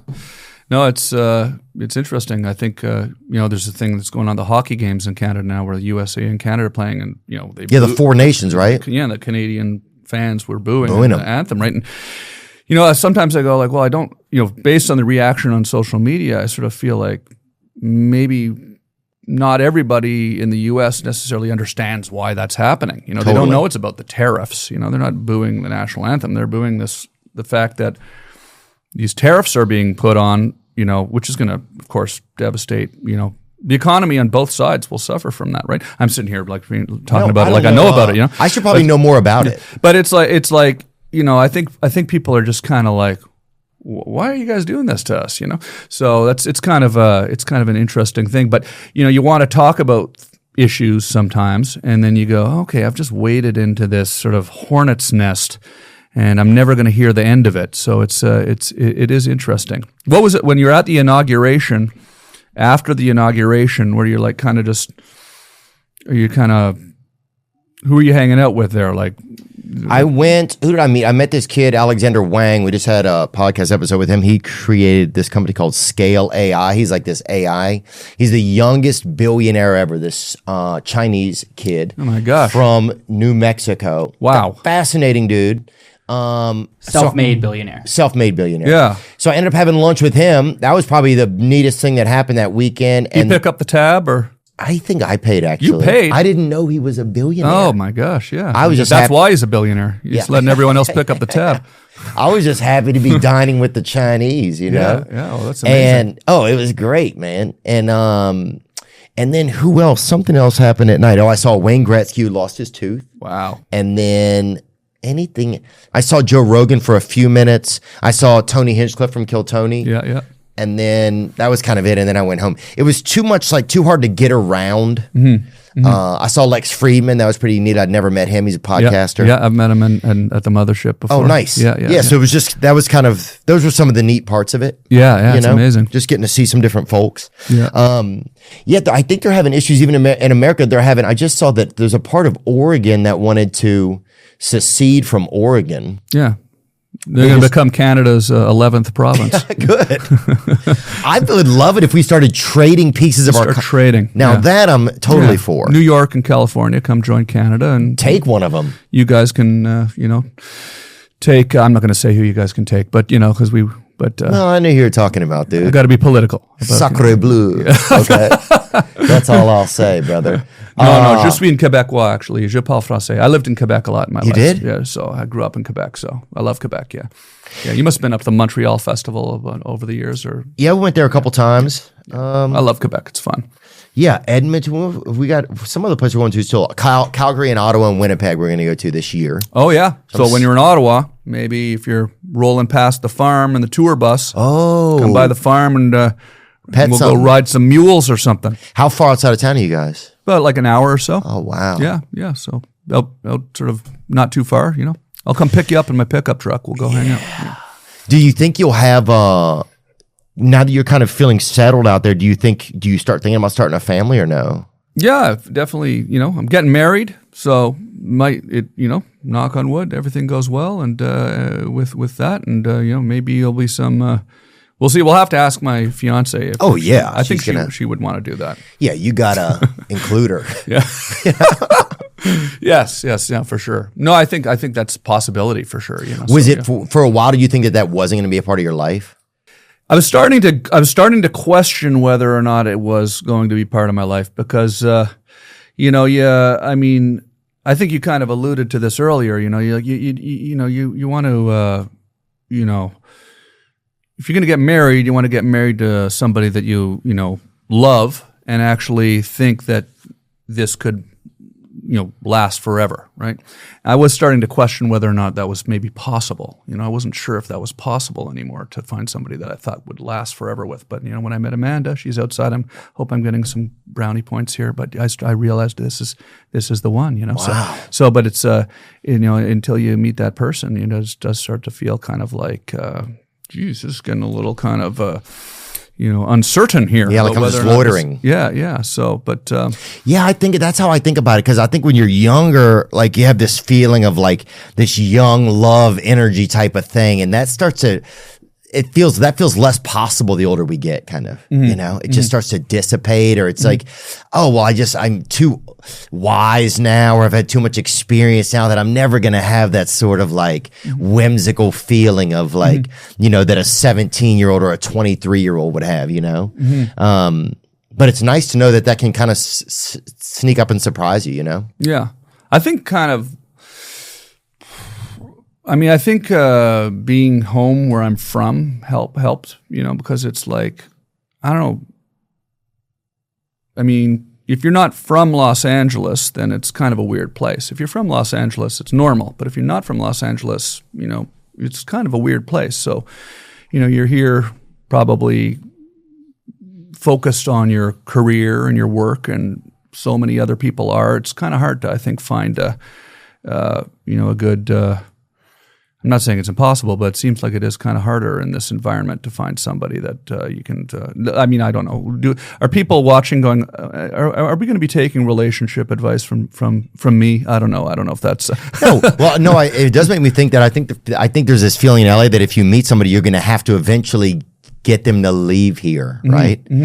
I've always felt that thing like, well, if I met somebody, would they ever leave here with me? Because I'm not going to stay here forever, right? That's exactly what I was trying to say. So that I think is I think that's totally common. You got but you said you don't live here full time now? I live in Tennessee. I moved during the pandemic too. In Nashville, or Oh, cool. I moved during the pandemic. Yeah. What was whenever Trump was talking about Canada? Can you bring it up, Nick? So I just want to know what he even was saying. Like, what were they threatening? They were threatening to tariff Canadian goods, just so our listeners can know what exactly was even going on. Yeah, they're going to put a tariff on every. Canada is the largest trading partner of the United States. Nice. And so much of the goods that come into the United States from Canada are being brought in by American businesses to, like wood. You bring wood and lumber in to build houses, right? So when you put a 25% tariff on lumber, that means flannel. If you're a big flannel company making flannel pajamas, all of a sudden flannel pajamas are going to be 25% more expensive. So it's going to affect businesses on both sides of the border. Obviously, not just Canada, but also everything will go up in price. I'm not exactly sure the reason for it, to be honest with you. He was really saying they weren't helping out with border security. Yeah. And that's what which the is 30 days probation period, they did put a bunch of people at the border. Absolutely. And no, I don't think there's a real border security problem between Canada and the United States, though. It's, that's it's the hardest country to get into in the world, I think, is Canada. Yeah. I mean, it's going that way. There isn't, that's for sure. Yeah. It's, the claim that there's fentanyl coming into the United States from Canada, I think, is a little bit exaggerated because I don't really think that that's actually the case. Something like, a very small amount is coming in from Canada. So tariffs are a central part of Trump's economic plans. He promised to introduce import duties against some of America's main trade partners during his election campaign. He said tariffs will boost U.S. manufacturing and protect jobs, as well as raising tax revenue and growing the economy. Yeah. Fentanyl is linked to tens of thousands of overdose deaths. Taking bold action to hold Mexico, Canada, and China accountable to their promise of halting illegal immigration and stopping poisonous fentanyl and other drugs from flowing into our country. It just seems kind of vague. Mm-hmm. Yeah, I think it's sort of like a... But like, what would you do? Like, I'm trying to see, say if you bring a bunch of stuff into my country, right? Mm-hmm. Say if you and I live in different countries and you bring a bunch of stuff into my country, or I bring a bunch of stuff in your country. And then you say, okay, I'm going to tax that more. I'm going to charge you more to bring that in if you don't help stop the fentanyl that's coming in. Mm-hmm. I don't know. How would you then do that? What would you then, on your side, would you say, okay, we'll put more, drug dogs and security along the border? I think that's what he's asking them to do. I think we already do have, again, I'm not a representative of the Canadian government, but I do think that we already do have a lot of. There's only so much you can do to seal off a border, right? And I don't think there is that much fentanyl coming in from Canada, really. I'd never heard that was a thing before. Yeah, I think it mostly does come in from the southern border. That's what I would think. I wonder if maybe you guys got grandfathered into some late night Trump rhetoric there. Who knows? It feels a little bit like that, but hopefully it'll resolve itself. I do think that it's probably going to end up causing a lot of economic problems on both sides of the border, and probably they may not go for it. But sport's exciting for a while, though. Yeah, exactly. That's a side effect of it. It was a good fight right off the top of the game the other day. It was pretty cool. We like a good hockey fight, so that's cool. And it is nice when countries sometimes don't get along a little bit in sports, right? I've always admired that. Yeah. That's one thing I don't like about the NBA anymore, that all the players, it just seems like they all know each other. Nobody's really playing for their squad sometimes. Okay. Yeah. So I like a little bit more of that animosity. Maybe more fights in the NBA with good physical fights. Yeah, look at that. Oh, definitely. I believe both those players are American, too. I'm not sure how quickly awesome. Your researcher can tell us that. But even though the Canadian team... Canada didn't get the win in this game, I know maybe that's not true at all, what I just said. But I don't think Canada got the win in this game. But that's okay. Yeah, we lost the game, absolutely, which is really kind of... I know. But it is nice to see everybody having a good time watching a hockey fight, for sure. Yeah. Absolutely. So... what else did I see in the news that I just saw was happening? Oh, yeah. It was that contraception begins at erection now. So there's a law that they're pushing. Ohio Democratic lawmakers propose conception begins at erection act. Okay, yeah. So they're trying to put it on the men a little bit more. So what exactly are they going to do about this now? Well, a new bill in Ohio would make it a crime for men to ejaculate without intending to have a baby. Oh, wow. That's definitely something that I could see a lot of people probably would be guilty of, for sure. Hey, shooters shoot, Yeah, I could see that being, I don't want to get into too much personal detail, but I think I'd probably be locked up for a long time. Hey, yeah. Oh, we're going to visit Tom this weekend again. He's behind bars. Yeah, my gosh. I thought he was going to get paroled. Plenty of time to break the law in jail, though. That's true. And they put a monitor wraps around your wiener, and it just if it it just goes off if it gets too hard. Now, I'm assuming this is a parody site, but the world's so crazy right now that I'm actually asking this for real. Is this a real article? This is a real article right there. Yep. Let's zoom in on. I'm going to read it a little bit. Okay. So this is not The Onion or something like that, or Mad Magazine or something? No, this is one of those good radishes that they have out there. Conception begins, and it rhymes nicely too. Conception begins at erection act. It's a nice rhyme to it, which is also nice. If you're going to penalize someone for an unwanted pregnancy, why not penalize the person who is also responsible for the pregnancy? Now, I can't say I don't agree with this. It's like, then you're going to have a lot more people $10,000 per discharge. Ooh. That's But here's the thing. Some dude that's just running around, skeeting or whatever they call it, and I don't know what they call it in different countries, but they're not going to have an extra $10K on them. You're going to have, the court system would be filled with every kid in the world, every 14-year-old kid. Yeah, I mean, I'm assuming, yeah, does this, I don't know how much I want to talk about this in detail with you. Look, I'm going to say, you don't get pregnant on your own.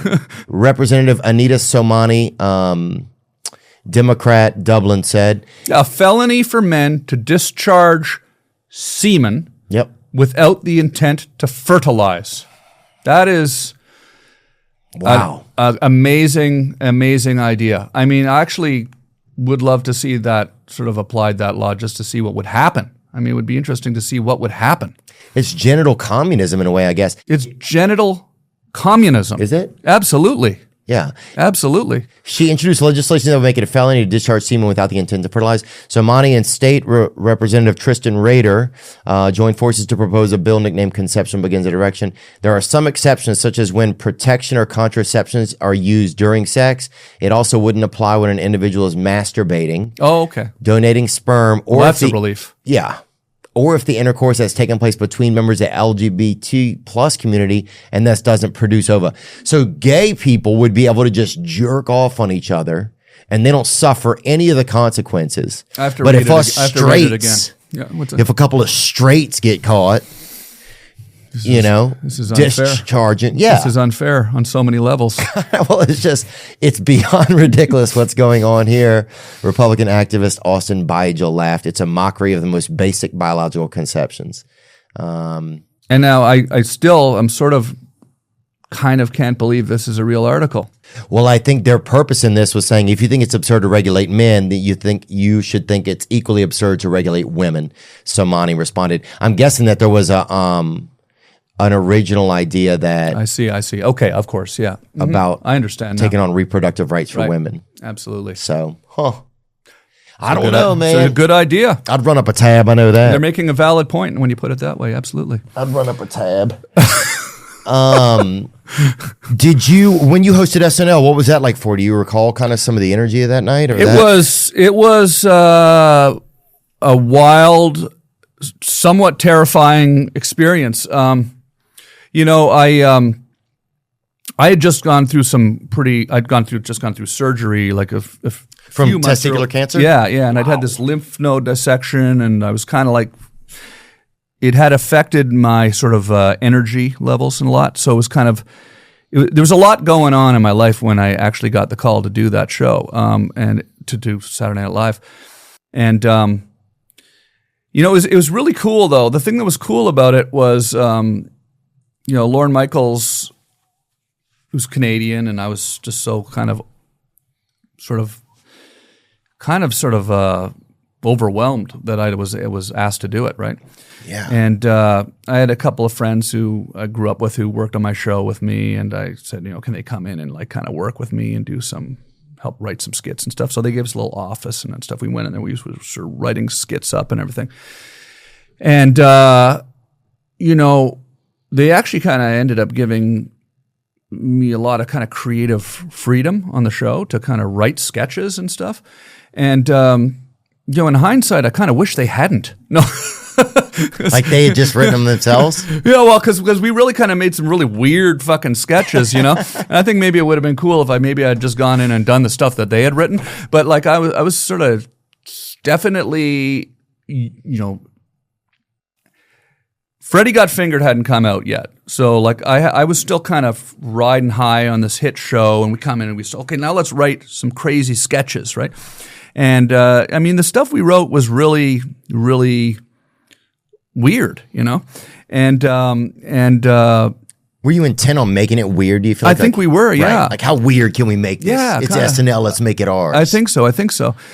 And, sometimes I think there was a misperception maybe among some of the cast that I brought my own writers in, which wasn't really the case. It was more like it was my buddies, and they'd come up with me with the show. It was kind of like we were, when we made the show in Canada, some of my friends came down with me to the States to this is part of the team. It's not just so let's Tom come Brady. on, and I want them to be included in the show. So we kind of went in and did that. But I mean, it was an amazingly exciting experience. I mean, my parents were there on stage with me. It was one of those things where you kind of can't believe that it actually happened while it was happening. And I did a lot of sketches with Will Ferrell. One of the here's an example of something that I wouldn't say I regret this, but I kind of regret this. So there was a sketch where I'm a wizard and I'm holding a pig, like an actual pig, and it was Molly Shannon and Will, and I'm a wizard. And I didn't really have any lines in the sketch or many lines in the sketch. It was mostly Will and Molly were doing this sketch. But I noticed during rehearsal that if I just kind of lightly sort of tickled the pig's belly with my finger, that it would start to squeal extremely loud, right? Okay. And so I did that once during rehearsal, and then somebody said, "Oh, you better not, she'll squeal if you touch her belly." And so I said, "Okay." Oh, yes. And there's a rehearsal show, and then there's the actual show, right? And, I kind of maybe regret this, but I did note that, okay, let's get through the rehearsal show, but then live, I'm going to make that pig squeal, right? Yeah. Hell yeah, So sister. it did kind of... Sorry, I meant pig. Yeah. No, but it was kind of it kind of threw the sketch off a little bit. You just fucking kept squealing that. I realized that it did kind of throw the rhythm of the comedy off a little bit, but how many times did you squeal it? It was just sort of became sort of a bit of a mess. But and were you getting a squeal every time he touched his belly, or did you have to really? No, I just had to kind of just lightly sort of pet her there, and she would just start. So it was amusing to me, but I'm not sure if anybody else enjoyed it that much. But, yeah. But My sister's like that. If you touch her lunch, she fucking gets a little animated. If you grab any of her Takis out of her little dish, right? It was like that. Yeah. But it was an amazing experience. I was total honor to be able to do it, and I it was cool. I mean, the cast was Jimmy Fallon, Tina Fey, Will Ferrell, Chris Kattan, Molly Shannon, Anna Gasteyer, Tracy Morgan, and there was. It's a weird environment like Saturday Night Live, especially when you're young and you don't really know. Like we were talking earlier about going to Chris Rock's party and you didn't know how to act or whatever because there's all these people here and it's kind of complicated. Yeah. So you're getting thrust into an environment like that, and then it's even as the host, it sort of felt like kind of a competitive environment because all the cast members are trying to write sketches and get them on the air. Everyone every week, and I didn't really know how it worked really at the time. And in hindsight, I now realize how it works, and you might have done things differently. But when we were trying to put these sketches on the air that we were writing, maybe that was kind of pushing another sketch off, and we didn't really. I wasn't really thinking of it like that. So it kind of created. It's kind of a weird environment, and the more I kind of, sort of hear people on podcasts who've been on the show talk about the show, it seems like everybody's gone through that experience who's been on that show where it's very competitive and stressful for people. And that makes me feel a little bit better about my experience there because, it was kind of, a stressful experience, because, everybody's going to be watching the show. It's live and, you're doing all this weird stuff that's not necessarily... I'm a little bit out of my element. I didn't do sketch comedy. Yeah, that's scary. So it was, but it was cool. It was cool. It sounds like it's par for the course a little, because even Adam Sandler the other night was singing. He had a musical tribute that he did to the 50 years, and he referenced a couple times about people having sketches that they wrote that didn't get on the show. So I think that seems like it was just a weekly occurrence. And of course, you want to go in there with a little bit more comfort zone for yourself. Yeah. It's like, if we can write a couple of them or we can have some manipulation over them, it's probably going to make you feel more comfortable, Another thing that was weird that happened on the show, so there was a sketch that I did, let's call it a sketch, like I did with Will Ferrell, where we're both dressed as eagles. Mm-hmm. And this was one of the ones that my friends and I wrote, okay? Mm-hmm. It's sort of hard to sort of say that we wrote it, but the sketch was, Jimmy Fallon and Molly Shannon are looking at Will and I, who are eagles, right? Mm-hmm. We wrote this out, by the way, on paper and handed it in, and then they said to do it. And then Will and I decide to fly up into the audience, okay? And I thought it would be fun to go in the audience. So we fly into the audience, and then we chew up carrots. And then I believe Will chews up a carrot, and I believe he sort of spits the carrot into my mouth. And then kind of we end up sort of, because you know how baby birds will chew up the food and feed it. Mother birds will chew up the food and sort of make it easier for the baby to eat. So this was the sketch we did. But oh God. So somehow I kind of probably would have been better if we just kind of did the sketches that their writers had written. Oh God. Huh? Yeah. And these are both males, huh? Yeah. So we're doing this. Yeah, exactly. So we're doing this. What zoo is that at? Huh? That's what I'm talking about. That's the West Hollywood Aquarium right there, brother. I'll tell you that, huh? Yeah. So we're doing this sketch, this skit. And so, you know, when you host the show, you got to run to get ready for the next sketch because you got to shake off your eagle costume and put on another costume, right? So I'm running down the stairs and I'm running through the backstage area and just sitting in the darkness, you know, just backstage. Tom Hanks is just sitting there in front of a monitor watching the show. And I'm in the eagle costume. I'd just done that. I make eye contact with Tom Hanks. So now I'm like, I was already kind of nervous. Now, like, I got Tom Hanks in the dark watching, and I'm going like, how did that eagle sketch go? You know, and I'm sort of getting ready for the next sketch. Not sure how the eagle sketch went, and Tom Hanks is watching, so it kind of throws you a little bit. But then there's a big after party after the show, and Tom Hanks was real nice, and he, you know, was hanging out talking to my parents and stuff, and so cool. It was pretty cool. But no, it was an amazing thing. It's a kind of thing, though, like it's kind of like you go, geez, it would be nice to be able to do it again someday, because I think like doing it the first time is sort of so, I don't know that would ever happen, but, you know, probably in an alternate universe, I might be able to do it again someday. But you know, like you go, okay, I sort of understand how the system of it works now. And it would be, you know, probably, you know, I probably would not have done that. Yeah, but also it's great that you did, though. Yeah. It's so epic. Yeah. And I think you're right about that's like a lot of things in life. You're like, man, I wish I had gotten a trial run or had a little bit of an idea of how the feelings were or what the energy was like in that space or that room or like, man, there's been things you go out on a stage, part of a show or a banquet, some type of thing, and you just play the room totally wrong. You know, that didn't seem like that, but there's definitely times like that in life, and you wish you're like, man, I wish I'd get one more swing at it. Yeah. But and you know, I think that you know that generally you can at least take those lessons and apply them to something else. Oh yeah, for sure. So yeah. Did was Michael Jackson there whenever you guys played? Who was y'all's musical guest? No, it was not Michael Jackson, but that would have been amazing if it was Michael Jackson. No, it was David Gray. Man, it would have been amazing. Nothing against David Gray, but have you ever had Michael Jackson? Seen David Gray play. Have you ever interacted with Michael Jackson in any way? Or no. That would have been amazing. But yeah, he was great, and I would love to see. Another weird thing that happened on the show. One thing that was weird that happened on the show. So I was backstage getting ready for the. I don't even know if I should tell this story. I don't even know if I should tell this story. Maybe it's not. Let's talk about something else. Okay. It's a weird story. No worries. Yeah, Tom Hanks was there the other night. I didn't get to see him. Oh, I got to see Madonna. She's little. Okay. Where was that? Such a little baby carrot. What?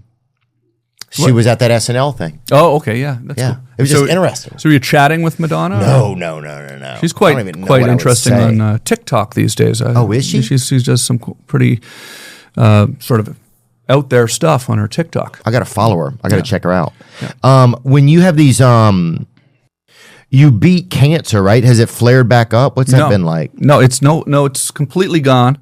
Did they have to take out one of your gonads or not? One testicle, yeah, my right testicle, and some lymph nodes as well. But and what are the lymph nodes like? Is that actually in the testicle or is that in the body? No, the lymph nodes are actually behind your intestines, and they have to they cut me up here, and they had to remove those, and that was just a check to see if the cancer had spread into them. Wow. And the only way they could really check and know for 100% sure if it had spread was to take them out and look at them under a microscope and stuff. So they had not spread. So then that meant I did not have to have chemo and stuff. But they did take my right testicle, which was honestly, like when I found out, the show was on MTV at the time, and you have it still. Yeah, I did not keep it indefinitely, but that is it in a plastic bag right there. How many ounces is it? Do you know? I don't remember weighing it exactly, but I know it's quite heavy for sure. Oh, hell yeah. I can give you that. But fuck yeah. No, we don't have no light testicles around here. But we filmed the whole sort of surgery. And for a show on MTV. That's actually the whole show there, the cancer special, which is on YouTube. But when you see my documentary on Prime too, where it kind of walks through that whole. That's Glenn Humplick, who was my friend and co-host on the show, and here he is, sort of after my surgery, coming down and playing with my testicle. A little bit of sashimi there. Yeah, huh? It's a little sashimi. Yeah, that's what he says. It sort of looks like chicken, and then my mom says, "I don't know what kind of chicken you're eating." Yeah, so that is my cancer-infected testicle right there. But I still have the left one. It's the middle one now. I can still ejaculate just a little. No, it's pretty good actually. Heck yeah, dude! It's gonna cost you $10,000 if you drive over to Ohio and do it. I'll tell you that, bro. Look, as long as you stop in Mishawaka. Only $5,000 for me. Oh yeah, that's true. Which is a benefit to having in Ohio to having testicular cancer. You can kind of God, brother, the tariffs they would rack up, they'd make $1 million a night in that state. That's not a bad idea. No, not a bad idea for sure. Did you ever wear a prosthetic testicle? It was offered, and I refused to do it. I not refused, but I just sort of opted out on the prosthetic. Did you ever look at him at least? I think I did. Yeah, I think I did. This was 20 years ago, but I'd heard the doctor kind of said, a lot of people get them, don't like it. They say it kind of sort of feels weird or whatever. So I just figured, no, I don't need one. So yeah. But I don't know how much you want to talk about my ball sack, but it doesn't really seem that much different, like down there. I could imagine that totally. As you're talking, all just kind of sort of morphs into kind of like a, because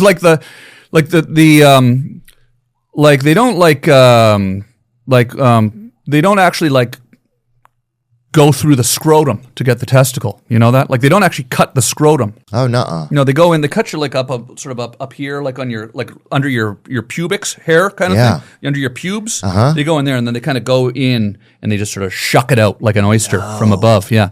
So it's sort of not really, the scrotum is completely intact. There's not some sort of scarred scrotum or anything. I don't have a scarred up scrotum. Yeah. It's totally normal scrotum. Yeah, good. Yeah, there's a little scar up here, but I'd had a hernia operation before when I was younger, so they just went through the same thing. So it's you wouldn't just a little same scar thing. there. Yeah, so a lot of hernias in Canada too. What country has the most hernias? You think? Yeah, that is interesting. I never thought about that. But is there a lot in Canada? Or a lot of my friends in Canada have had hernias.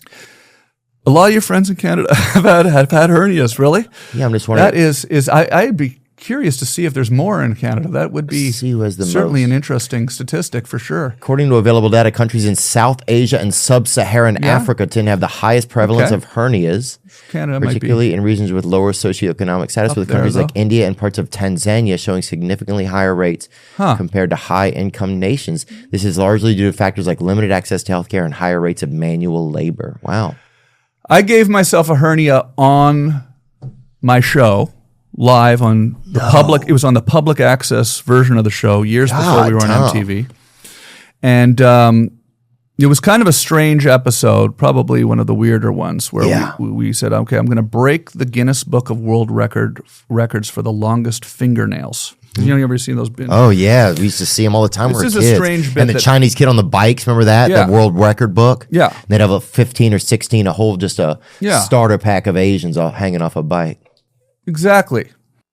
So for whatever reason, this doesn't even sound like it could even possibly make sense to describe it. But the idea was, okay, it was Glenn and myself. It's a live show. It was on community cable. It's not on a big network. So it was sort of late at night. And we said, okay, what we're going to do is we're going to try to break the record for longest fingernails. And I had a bunch of milk, it was calcium, and I set it up all very seriously, and then I start drinking milk. And then for the entire hour, I just basically drank milk and kind of stared at my fingernails for an hour and didn't do anything, right? Just kind of it progressively got a little bit more kind of sort of weird. And then towards the end of the show, I kind of stood up and started thrashing around sort of somewhat violently. I don't know. There's no real logical reason for it. It was like a milk overdose or something.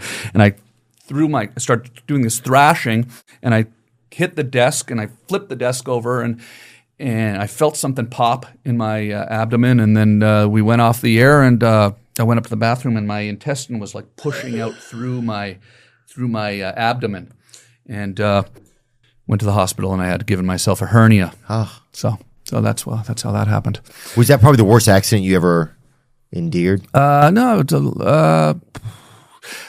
the worst one ever was just 2 years ago. I stepped on a fire on the beach in Costa Rica. The old fire It had step, been buried under sand. And I walked up to this bonfire, and the edge of the fire had been buried, and my foot went into it, and I got third-degree burns. I thought there was a couple to-go sandwiches. Yeah, no.